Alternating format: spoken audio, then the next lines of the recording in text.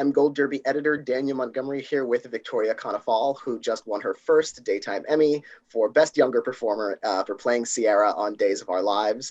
Now, I'd ask you what your reaction was to winning, but you actually shared on your social media the party that you threw to watch the Emmys.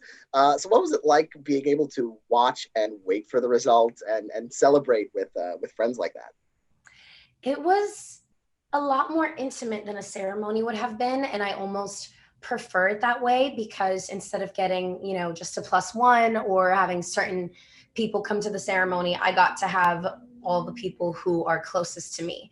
My sister flew in from New York just to celebrate whether I would win or not. And I don't know, to be in a room with so many people who are pushing for me so hard was really special. And I wouldn't change that for anything.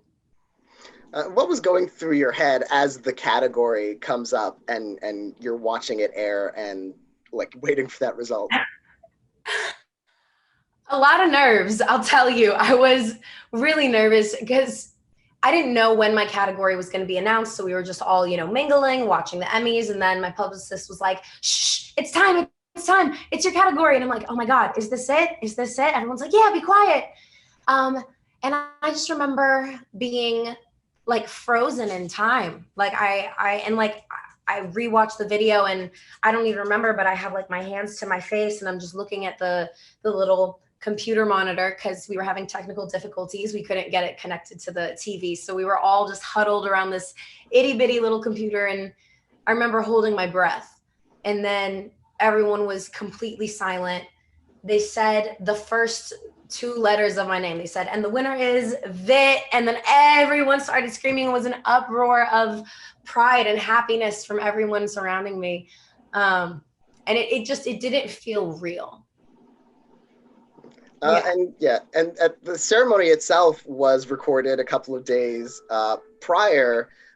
So you had a speech recorded that played when you walked out and accepted the award before, obviously you didn't know at the time that you were the winner. What is that like to kind of accept an award and give that speech when you're still like sort of on pins and needles waiting to find out if it's going to be you?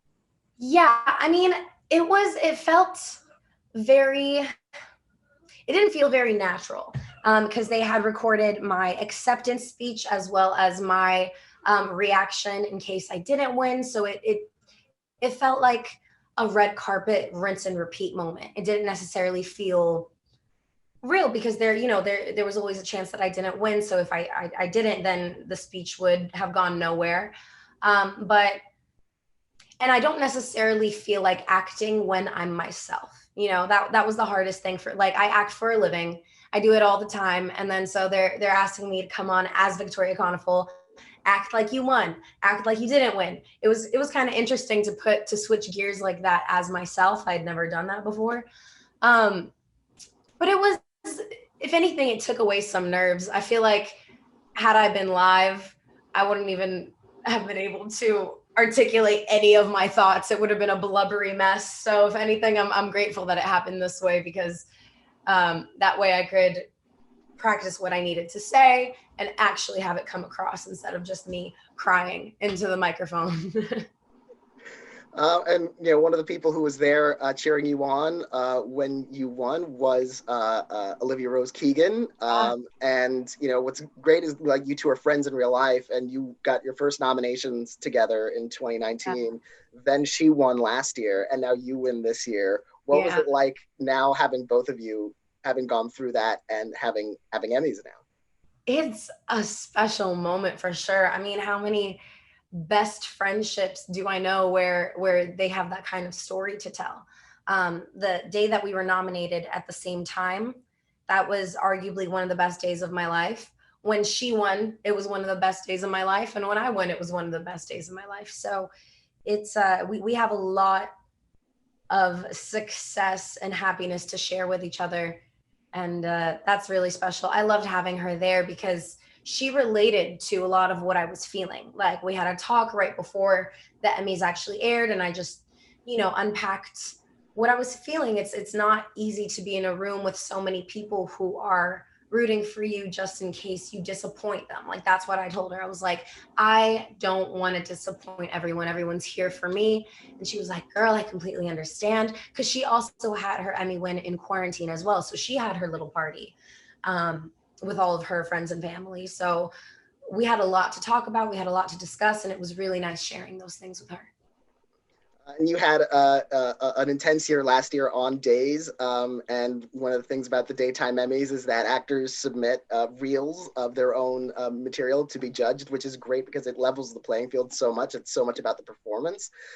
So what was on your reel? We saw a bit of it in the telecast when they showed those clips. Yeah. And it was yours was one of my favorite clips of the entire night. Oh, thank you.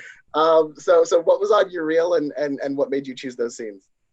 Yeah, so speaking of Olivia, the opener, and I think the strongest part of my reel, and I think honestly the part of my reel that got their attention, clearly it's because they used it for the clip, was with Olivia.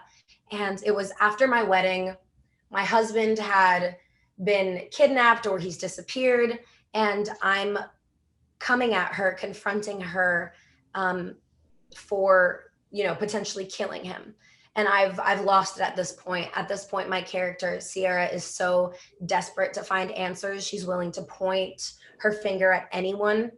And it was with her. I remember I was holding this shoe that my husband had left. It was ad-libbed as well. And I'm like flailing the shoe at her. And I'm like, you did this to me. And that was honestly my favorite reel. If I could have, I would have only submitted that, but I had to submit something more. But I do think it was my strongest performance of the year. And then as far as the rest of it, I submitted some scenes from the execution scene where my husband is dead. They're killing him in front of me. And I'm begging the police commissioner to reverse the death sentence because he got the death sentence for killing his sister. And they kill him, then they bring him back to life, and I rejoice. So it's a lot of emotions of desperation, anger. The stakes were really high in that scene. And then I submitted a couple of scenes with Galen Gehring where he and I are lighthearted and happy, which I thought would be a nice sprinkle of variety to add to the mix, just to show them that I'm not, only capable of crying and reacting to disastrous occasions. So that showed my light camaraderie with Galen Gehring. And yeah, that's pretty much it. And you have that good instinct because we've been covering awards for a while, and Daytime Emmys have had the tape system, the reel system for a while, and so it's all we've come to understand that the formula is a lot about showing impact, like those big emotional scenes, but also range to show that you can do more than one thing and more than one kind of emotion. So you really kind of covered a broad spectrum there, which is why we were predicting you to win. Oh, thank you so much. And of course, being at odds with Olivia Rose Keegan on screen, is it fun to do that, or is it more challenging to be so close to someone and have to like rip their head off on screen? Oh, it's so much fun. We love it. Our favorite scenes are when we get into cat fights, physical fights. We love it so much. And it adds to it because there's so much real love there. So when a scene is presented to us where we are hurt by each other, where we are betrayed by each other, it makes it that much more impactful for ourselves personally. So we can bring that to the performance. Like, I owe a lot of that performance to her because to, shift my mindset in a way that I would look at her and say, wow, you are capable of committing these horrific crimes against me. It was absolutely heartbreaking, and it added to the performance so much. I don't think it would have come out the same if it were played with any other person, or had she and I not had that, best friendship rooted in us. And last year was also kind of a big year for the Earth in general because of like that little pandemic thing. That little pandemic thing. Little pandemic, and it hit soaps hard, obviously, because soaps air every day. They're shooting so much, and Days had the good fortune of shooting so far in advance that the show had episodes for that period. What was going through your head just as an actor, thinking during that pandemic when everything is uncertain, were you thinking, is the show going to come back? And like, is like, what are things going to look like on the other end of it? Well, that was an interesting situation for me because I had discussed with Days of Our Lives to not renew my contract 2 weeks before the pandemic hit. So I had left the show thinking, okay, like, I'm going to go spread my wings and audition and branch out and see what I can do. And then the world said, you're staying at home for 8 months. So that entire time, of course, I was concerned about the show, but I didn't think that it necessarily applied to me because I had already parted ways with the show right before it happened.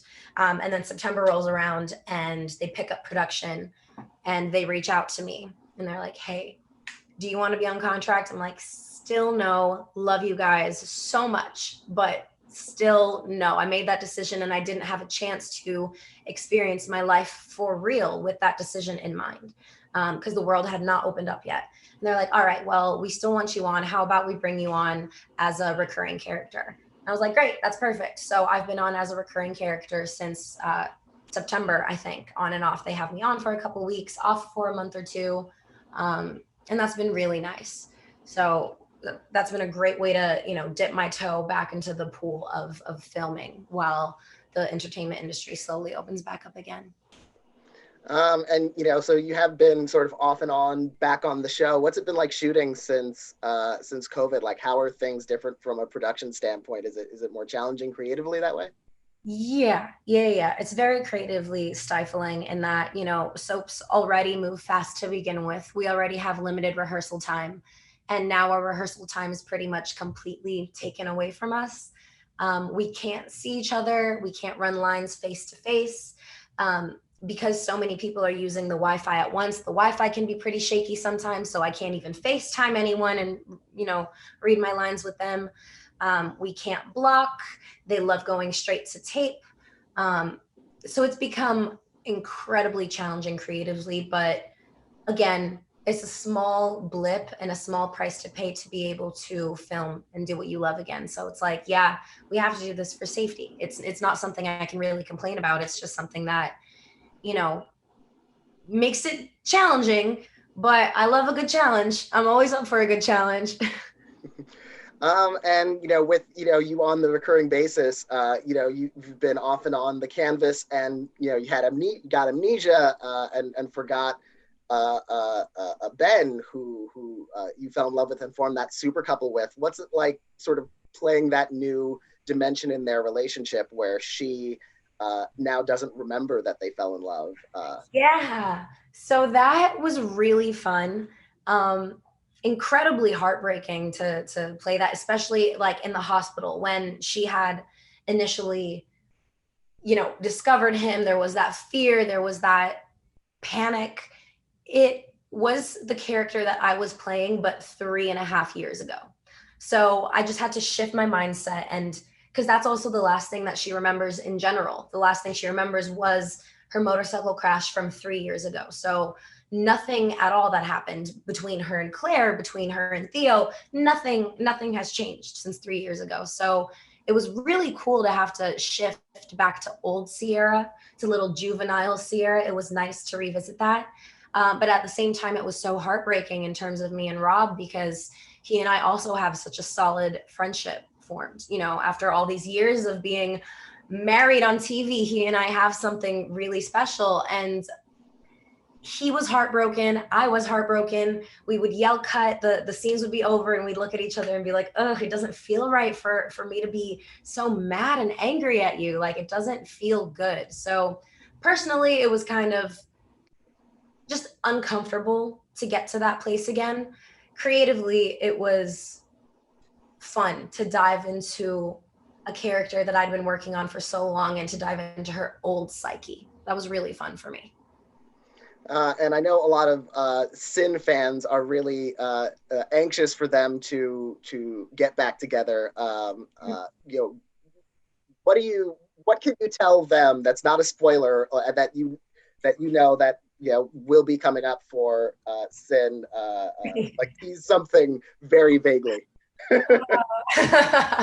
Man, I can tell you that so Sierra comes back, I think today. Today's the episode where Sierra comes back from South Africa. She demands the divorce papers from him. And even there, when they're arguing, you can still see their chemistry. So sin is sin no matter what, whether she remembers him or not. And I guess that's what I have to say. Sin is sin no matter what. And all the work you've done on the show, and you know, all the experiences you've had before and since COVID, like how do you feel like the show has helped you like grow as an actress, as a performer, as an artist? Oh my gosh. The amount of the show has taught me so much, so many things that I wouldn't be able to learn from a conservatory or an acting class. It's all about experience, especially me. I am a visual learner and I learn from doing, not by reading. So I the pace at which we work at has helped me memorize like no other. I'm ready to step on any set and know exactly what I need to know. And it's also taught me a lot about professionalism. Like, just the soap opera game is nothing like anything else in this industry. And to be on it for so long is such a blessing because it really puts you through a boot camp. I love calling it a boot camp. Um, and yeah, I've learned so much that I'm so grateful for, and I could never get anywhere else. Well, I want to congratulate you on your Emmy, on your continued work on the show, the ups and downs with Sin, and all the drama that entails. And thank you so much for talking with me about everything. Yeah, thank you so much for having me. It was a pleasure.